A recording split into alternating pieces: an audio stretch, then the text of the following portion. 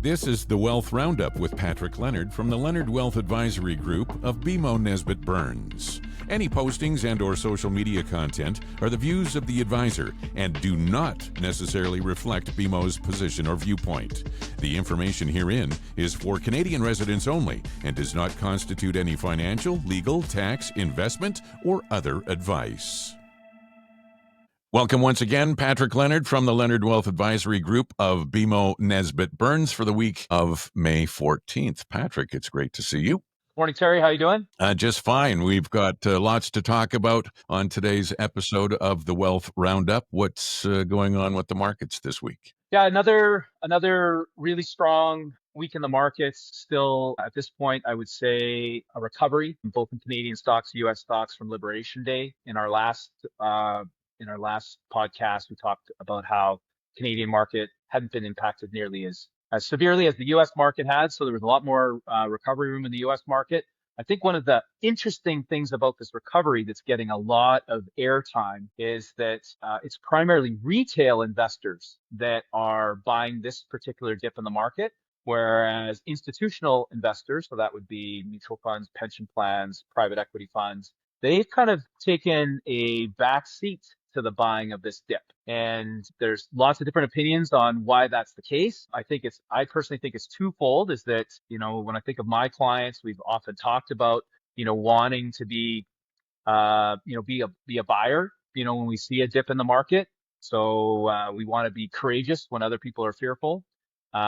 Presents a really good buying opportunity, and be maybe a little bit more cautious when everybody is buying the market. So probably from the institutional side is that they're generally look at fundamentals. So they look at earnings, they look at earnings growth. They know that they really can't use any of the current data to formulate a consensus on whether or not they should be buying the market, because most of the data that's coming out right now is old data and it doesn't represent the new normal. So I would say that pretty much the only notable investment that was down was probably bonds, and that was on the back that we see longer term yields rising, and so bringing bond prices down. But for the most part, I think investors have had a pretty nice run here over the last 2 weeks. What are we expecting? Another Bank of Canada interest rate announcement coming up? What can we expect with the interest rates now? Yeah, I think this is so when we think about what the role of the Bank of Canada is that it is to support economic stability. And I would say that probably the two things that they monitor the most carefully would be inflation first and the job market second. The Bank of Canada has two tools for which it can help to either fire up the economy or slow the economy down, and that would be interest rates or currency maneuvers, so buying or selling Canadian dollars. The Bank of Canada meets about 8 times during the year.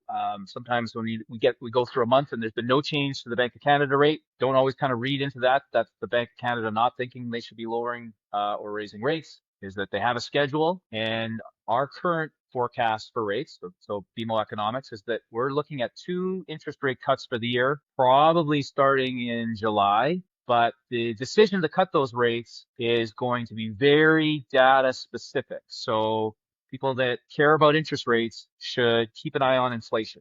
If inflation looks like it's picking up, then the likelihood of getting those full 2 rates, we might not get them. If inflation moves down, which has been the general trend over the last year and a half, 2 years, is that potentially we get more rate cuts. So what we won't see is a cautionary rate cut. So we won't see the Bank of Canada try to jump ahead of the data. If we think back to COVID, when we saw that severe cut from 1.75 over the course of 2 months down to a quarter of a point, is that the Bank of Canada knew that the Canadian economy was going to be in rough shape. And in order to get the economy through that rough patch is that they cut rates by 150 basis points in a very, very short period of time. They didn't wait for the economic data to get bad because they knew that it would. It's very interesting. I was speaking with my mortgage broker yesterday, and he was talking about the high percentage of mortgages that are going to be renegotiated over the course of the next year to year and a half, because so many people purchased property in 2020 during COVID, and 2021, the interest rates were super low. And of course, the market was ripe for the taking. So it is going to be quite a busy time for mortgage brokers, that's for sure. And real estate lawyers. Yeah, and I think with rates having been higher, is that lots of people have tried to push their decision. So, if they had to say renegotiate their rate last year and rates hadn't come down by as much as they had hoped, they tried to push some of those longer decisions into maybe doing a shorter term mortgage renewal or perhaps putting it on some type of revolving line of credit.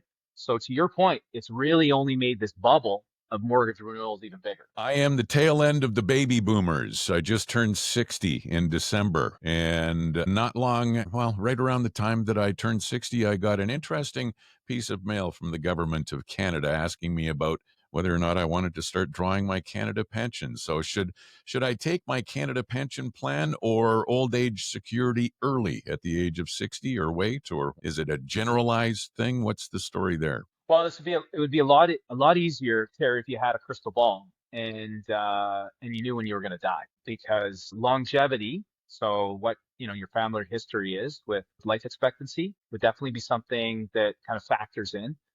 Um, and whether or not you need the money. And I would probably start there, is that by going and looking at your burn rate, how much money you need in retirement, how much money you need for meeting your lifestyle needs, is that we would say, if you need the money, and you need it earlier, is that there's a high probability that the advice is going to be that you're going to take it. But you do it at a cost. So for every year that you take this government pension early, is you're reducing your payment by about 7%. And then with kind of compounding, is that decrease ends up getting closer to 7.5%. Whereas the benefit of deferring is likely greater than 8%.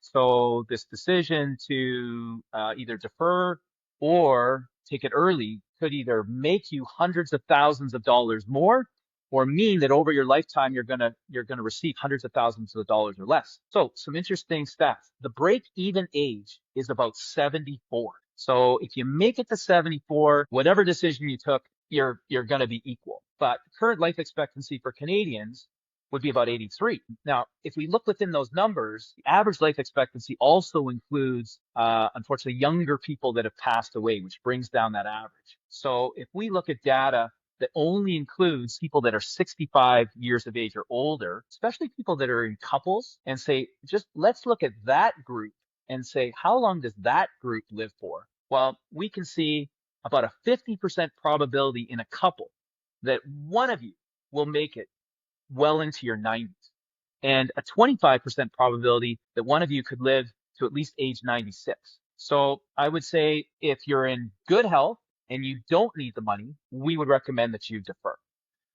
If you need the money and you're in poor health, we would say take it early. All right, very good. Wealth Roundup, week of May 14th. Patrick Leonard from the Leonard Wealth Advisory Group of BMO Nesbitt Burns. Thank you very much. Talk to you next week. Thanks, Terry. This has been the Wealth Roundup with Patrick Leonard from the Leonard Wealth Advisory Group of BMO Nesbitt Burns. I'm Terry Evans. The Wealth Roundup is part of the Reluctantly Podcast Network.